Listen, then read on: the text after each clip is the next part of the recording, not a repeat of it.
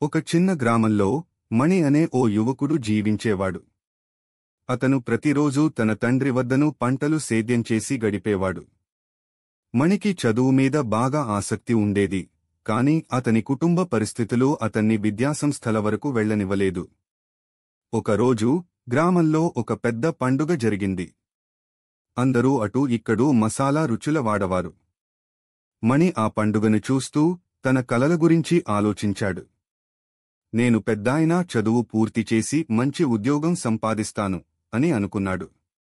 అప్పుడు పండుగలోని ఎక్కడో ఒక కోవెలలో అతనికి ఒక పెద్దది కనిపించింది. అది పుస్తకాలు, నోట్స్ మరియు పాఠ్యాంశాల డబ్బా. మణి ఆ పుస్తకాల్ని చూసి ఆశ్చర్యపోయాడు. ఆ డబ్బా కింద ఒక నోట్ ఉండేది. మీరు చదివిన ప్రతి పుస్తకం మీకు జ్ఞానం ఇస్తుంది. మణి ఆ నోట్ను తీసుకుని తనకు తెలియని కొన్ని పుస్తకాలు తీసుకుని ఇంటికి వచ్చాడు. అతను ప్రతిరోజూ కొన్ని గంటలు చదువుతూ గడిపాడు. కొన్ని రోజులు తర్వాత అతను స్ఫూర్తిగా మారి ఆ పుస్తకాల ద్వారా కొత్త విషయాలు తెలుసుకునేందుకు ప్రయత్నించాడు. మణి చదువులో ప్రావీణ్యం సాధించడంతో గ్రామంలో ఒక టీచర్గా నియమితుడయ్యాడు.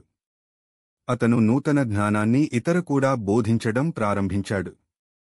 మణి ఇప్పుడు తన కలల్ని నెరవేరుస్తూ తన గ్రామంలో విద్యా మాంత్రికుడిగా మారిపోయాడు. అంతిమంగా మణి తన స్వప్నాలను సాకారం చేసుకుంటూ తన కుటుంబం, గ్రామం అందరికీ మగా నిలబడేలా మారాడు. ఈ కథ మణి కంటే ప్రతి ఒక్కరి కలలు సాకారం చేసుకోవడానికి అండగా ఉండాలి అని మాకు గుర్తు చేస్తుంది.